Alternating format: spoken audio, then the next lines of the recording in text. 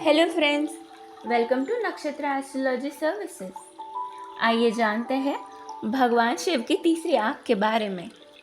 शिव की तीसरी आँख इच्छा की अस्वीकृति का प्रतिनिधित्व करती है। यह वह आँख है जिसने काम को मार डाला, वो सिद्धांत जो दुनिया को घुमाता है। और शिव इच्छा का त्याग क्यों करते हैं? क्योंकि उन्होंने महसूस किया कि इच्छा क्या कर सकती है। जब इच्छा की वस्तु यानी सती चली जाती है तो अपार दुख और रोष होता है। इच्छा न केवल सकारात्मक भावनाओं जैसे प्रेम, स्नेह, संतोष, करुणा को उद्घाटित करती है, बल्कि यह नकारात्मक भावनाओं जैसे क्रोध, असंतोष, दुख को भी उद्घाटित करती है। इसीलिए शिव इससे दूर भागते हैं, ठंडे स्थिर पहाड़ों को प्राथमिकता देते हैं, जो परागमन या आनंद की स्थिति का प्रतिनिधित्व करते हैं, जहाँ भावनाओं का कोई कोलाहल नहीं है, बस शांति, मौन और आनंद है। लेकिन पराकाष्ठा में शिव भोलेनाथ भी है, निर्दोष भी है, इतने मासूम है कि उन्हें इस बात का अंदाज़ा ही नहीं है कि एक दूल्हा कैसा होना चाहिए।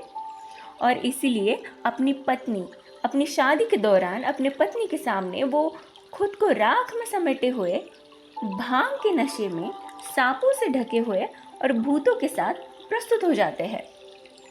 वह सांसारिक मर्यादाओं से इतने अनभिज्ञ है कि वो ये भी नहीं जानते कि पत्नी क्या होती है।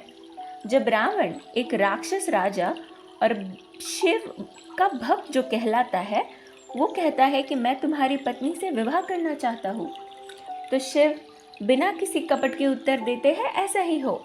हालांकि उत्तेजित शक्ति अकेले ही समझती है कि उसका महान साधुपति एक गृहस्थ होने के अधिकारों और कर्तव्यों की सराहना करने में असमर्थ है। इसलिए केवल वही उसकी पत्नी के रूप में प्रबंधन कर सकती है, धीरे धीरे उसे सांसारिक तरीकों से परिचित करा सकती है। एक दिन खेल की भावना से माता पार्वती ने शिव की दोनों आंखें बंद कर दी। दुनिया अंधेरे में डूबी हुई थी, क्योंकि शिव की आंखों ने ही दुनिया को ऊर्जावान बना रखा था। इसीलिए शिव ने अपनी तीसरी आंख खोली और सूर्य को एक बार फिर चमकने में मदद की। तीसरी आंख की गर्मी ने माता पार्वती के हाथों को पसीने से तर कर दिया, जिससे शिव की बाई और दाई आंख ढक गई। शिव और शक्ति की शक्ति से भरा वो पसीना अंधक नामक एक बच्चे में बदल गया। अंधक को शिव के एक निसंतान असुर भक्त को गोद लेने के लिए दिया गया। वह अपनी वास्तविकता, उत्पत्ति इसे जाने बिना ही बड़ा हुआ। एक युवा व्यक्ति के रूप में उन्होंने बड़ी तपस्या की और एक वरदान प्राप्त किया कि अगर उन्हें कभी भी अपनी माँ के लिए वासना का अनुभव हुआ तो वह अपने पिता द्वारा मारे जाएंगे। इस वरदान से प्रभावित होकर वो तीनों लोकों पर विजय प्राप्त करने के लिए आगे बढ़ा। अपनी यात्रा के दौरान उन्होंने माता पार्वती से मुलाकात की और उनकी सुंदरता से प्रभावित होकर उन्हें अपनी रानी बनाने का फैसला किया। जैसे ही उन्होंने उसका पीछा किया, पार्वती जी ने शिव जी को पुकारा और उनके बचाव में वो आए और अपने त्रिशूल से अंधक का अंत कर दिया।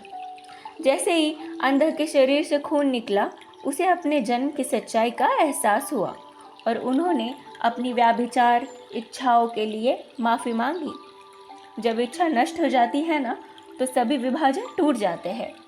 ना कोई दाहिनी और ना बाईं ओर, ना कुछ अच्छा और ना कुछ बुरा, ना कुछ सही और ना कुछ गलत, ना कुछ शुभ और ना कुछ अशुभ, ना कुछ मेरा और ना कुछ तेरा। व्यक्ति सभी सांसारिक विभाजनों और भेदभावों के पदानुक्रमों से ऊपर ही उठ जाता है।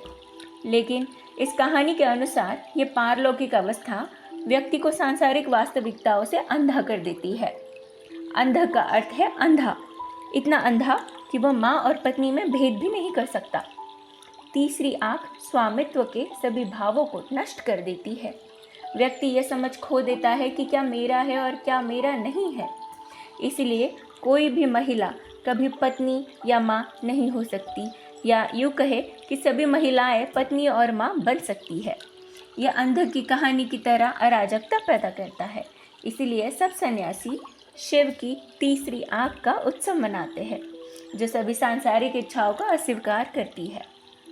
तो गृहस्थ शिव की बाई और दाई आँखों को पसंद करते हैं और सांसारिक इच्छाओं और उपयुक्त आचरण के सांसारिक नियमों की आवश्यकता को स्वीकार करती है। Thank you.